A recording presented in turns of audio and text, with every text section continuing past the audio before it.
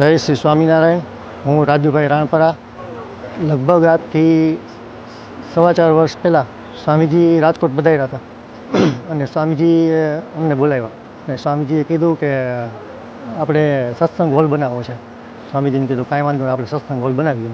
સ્વામીજી કે પછી સાથે સાથે કે આપણે હરિભક્તોના ઘર પણ કરવા છે, કારણ કે નાના નાના હરિભક્તો કે બિચારા ભારે રહેતા હોય વર્ષોથી, તો એ કેવી રીતે આમ ભજન કરી શકે એમ.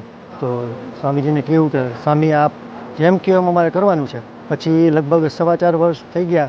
આપણા મિતેશભાઈ, જુગલભાઈ, ગૌરવ, કાનકાકા આદિ નાના મોટા અનેક હરિભક્તોએ ખૂબ જ જહેમત ઉઠાવી અને ખૂબ જ મહેનત કરીને આ દિવ્ય સોસાયટી બનાવી. અને એમાં સ્વામીજીનું માર્ગદર્શન સૌથી સર્વશ્રેષ્ઠ માર્ગદર્શન સૌને મળ્યું. અને સ્વામીજીનો સંકલ્પ જ એવો દ્રઢ અને એટલો બધો મોટો હતો કે આવી સોસાયટી આપણે આખા રાજકોટમાં નહીં પણ અનેક જગ્યાએ જોયું છે, પણ આવી સોસાયટી ક્યાંય નથી.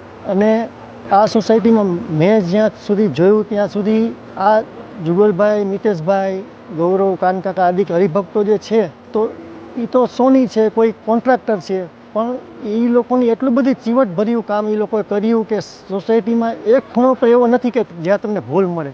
અને એકદમ હાઈફાઈ સોસાયટી બની ગઈ અમારી. અને એ સોસાયટી તો બની, પણ સાથે સાથે એ સોસાયટીનો ઉત્સવ પણ જે આપણે સ્વપ્નમાં પણ ન વિચાર્યો હોય એટલો મહા મહોત્સવ થયો. તો આપણે ખરેખર આવા આપણને ગુરુ મળી ગયા છે. સદગુરુ ધ્યાની સ્વામીજી, સદગુરુ શાસ્ત્રી સ્વામીજી આપણને મળી ગયા છે અને ઓળખાઈ ગયા છે. તો એના સંકલ્પમાં આપણે ભળી જવું. અને સાથે સાથે બીજી વાત કહેવાની કે આપણા મંડળમાં અમારું મંડળ એક મત થઈને બધાએ એટલું બધું સરસ કામ કર્યું આ મહોત્સવમાં કે ન પૂછો વાત એમ. કોઈ સ્ટેજવાળા હરિભક્ત હોય, સાઉન્ડવાળા સેવાવાળા હોય બધાય, કે રસોડાવાળા હોય, પાર્કિંગ વ્યવસ્થા હોય, કોઈ બૂટ ચંપલ સંભાળતું હોય, કોઈ પાણીની વ્યવસ્થા સંભાળતું હોય, કોઈ પણ સેવા હોય નાની મોટી, એ સર્વશ્રેષ્ઠ રીતે એક ગુરુને રાજી કરવા માટે સર્વશ્રેષ્ઠ બધાએ સેવા કરી. તો અને આ મહોત્સવમાં સર્વે ગામોગામથી સર્વે આગેવાનો, હરિભક્તો બધાય પધાર્યા.